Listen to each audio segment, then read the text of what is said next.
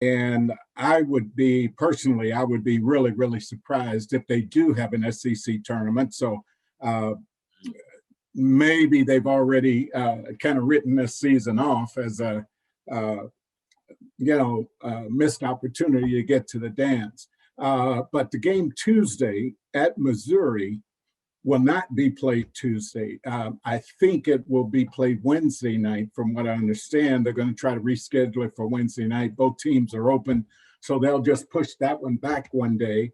And then the rest of the games, unless something else flares up, will be played according to the schedule as it is. But that's all I've heard at this point. Chances are that game's going to be played Wednesday night as opposed to Tuesday night, the game in Missouri.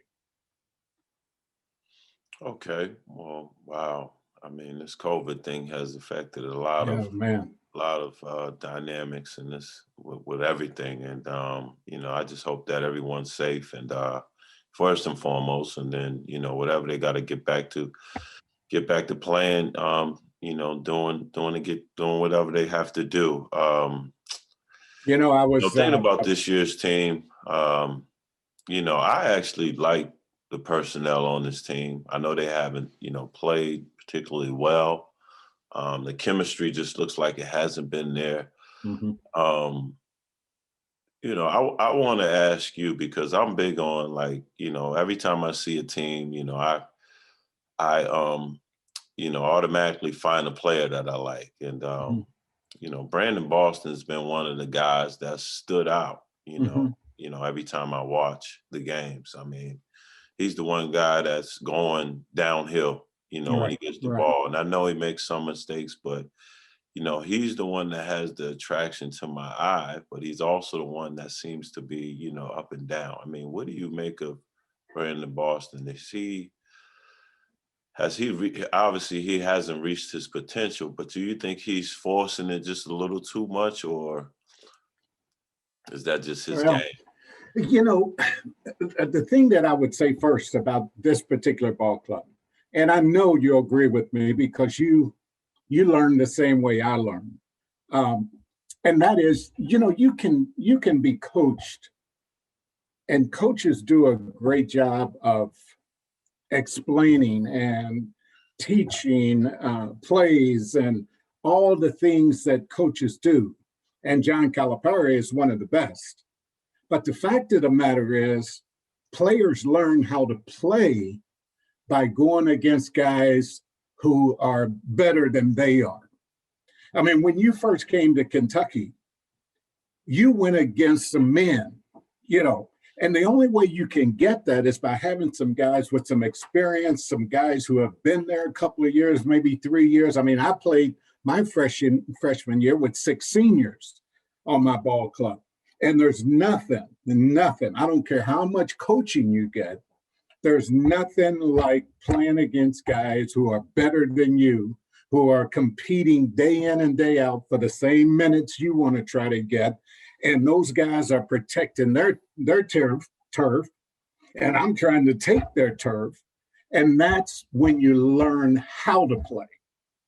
And there's no other way around it. I mean, there's no other way to get to where you want to be.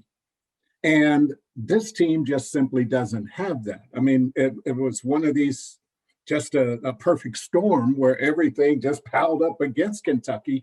They had no guys coming back except Brooks, and Brooks was hurt. So no one knew Coach Calipari's system. No one, these freshmen, Brooks and the like, Boston and the like, they came in and they were, instead of playing against let's say EJ, who was here last year, or even Richards and all of these guys and the guards who left, Hagens and those guys, instead of playing against them every day in practice, they're playing against walk-ons. Now you tell me that's a way a guy learns that there's a whole different speed, baby, from high school to college. There's a whole different speed. I mean, just think if they were coming in and going against you every day. I mean, how much faster would they learn? How much better would they be? Well, it's not there. So for a guy like Boston, who his whole life has been the guy to have the ball in his hands, the guy to score the points, the guy to, just because he's gifted, be able to recover and still block a shot from behind, just simply because he's always done it. It's natural for him to try to take that job on now. The problem is he's playing not against a walk-on, but he's playing against Wayne Turner as a senior. And the last thing Wayne Turner's going to let you do, young fella, is come in and take my turf. You're not going to do it. So they're just having to learn the hardest way to play on this level.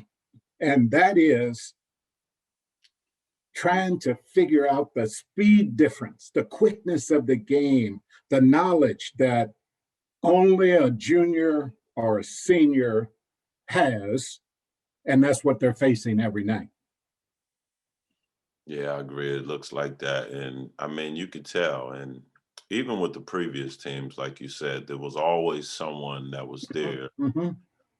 that someone who was more players who came back, at least 3 or some that were already there. And even that championship team, 2012, I mean, you had Darius Miller as a senior, even though Anthony Davis was a freshman. There were people there. Terrence Jones came back for another year. Deron Lamb came back for another year. So, I've always just felt like, to compare this year's teams to those teams, they're definitely not the same in that sense, because those guys had people who were players, teammates who were there that could tell them, okay, this is, how coach is, this is what he wants, this is how practice goes, this is how you need to be every single day if you want to succeed here. Hey man, I'll tell you a quick story. Your listeners and your viewers might find just fun, but it was one of the best lessons I ever learned. I played behind a guy by the name of Kevin Greavy, and Greavy averaged 26 points a game his senior year, and I was trying to defend Grieve every day in practice. I was trying to get minutes by trying to get him not to make me look so bad that Coach Hall not even going to play me. And I averaged 10 points a game, so I got plenty of minutes, but I had to fight every minute. Well, one day Coach Hall was really getting on. I mean, he was calling Greavy every name in the book.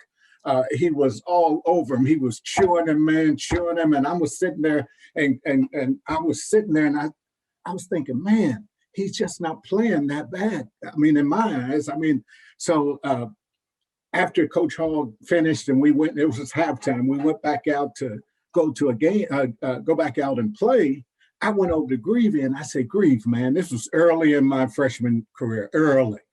I said, Grieve, man, I said, what was that all about? I mean, Greavy looked at me like I was crazy. And what you talking about, Goose? I said, Greavy, man, Kevin, how he get on you like that, man? He's giving you, and Greavy looked at me and said, Jack, what are you talking about? And I'm like, did I just see this or not, Grieve? He said, Goose, let me tell you something. He said, let me tell you something, because this is going to be you one day. He said, here's what you got to do. You go in the locker room after I leave. Don't take my seat, but you go in the locker room, you sit right in the middle on the front row. Right in the middle, right in front of the blackboard, right in front of Coach Hall. I said, okay. He said, and when he gets in your face, you look him right in the eyes. He said, you look right at him and you nod every now and then, just nod your head. I said, okay, man. He said, but daggone it. He said, don't you listen to a damn word he says. He said, don't you listen to a word. He said, because if you listen to it, he said, let it go in one ear and come right out the other. He said, because if you listen to it, you're not going to be able to play here. Now, as a freshman, how am I going to learn that if I don't learn it from a guy who's been there and done that? So I'm just saying, for these young guys, when Calipari screams at them and gets on them and, jerks them this way and that way, they take it personal. So then they go in the hole and they're never going to be productive. So I think that's just the difference between having some vets who've been there, done that, as opposed to all these new guys And nobody except Brooks knows what Calipari wants from him. And that's a tough adjustment. That's a tough adjustment. No, it is. And I know we're coming up on time here. And I totally agree with you on that one, because I had that experience myself, and I had guys like Walter, Tony, Sure, and even sure. Mark Pope, and even Jeff Shepard, and Jeff the was great. guys who had been juniors that year, to come each and every one of them every time. I coach got on me. They came and said, "Hey, man, listen, don't listen to that. Keep playing." Yeah, And yeah. it helped. It definitely helped. Moving forward with this team, just a couple more questions. They're in jeopardy right now. Obviously, they needed the Texas game. Probably won't happen. Mm-hmm. And they've been in a lot of close games with some, with ranked teams where they had the ability to win.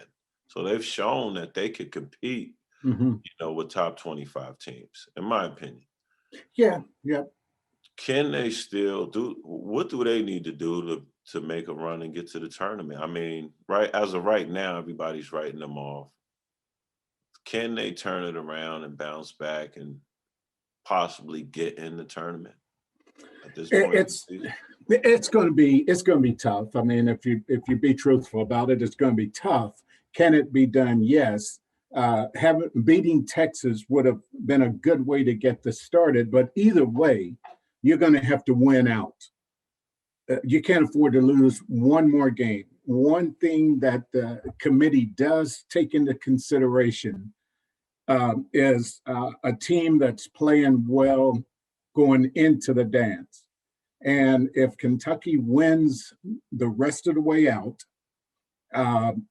that means beating Tennessee twice. That means beating Florida. That means, you got some games in there. So if you win the rest of the way, there's a possibility. But a win against Texas, a top 10 at that time rated team, they've lost a couple because they've had a lot of COVID issues as well. That could get it started. But the only way, and especially if there's not an SEC tournament, like I said, if the NCAA is going through so much to put these guys in a bubble and control the atmosphere of the games, I can't imagine them letting the conference tournaments go on and take a chance at getting more and more people infected. So they got to win them all, man. They can't let another one slide.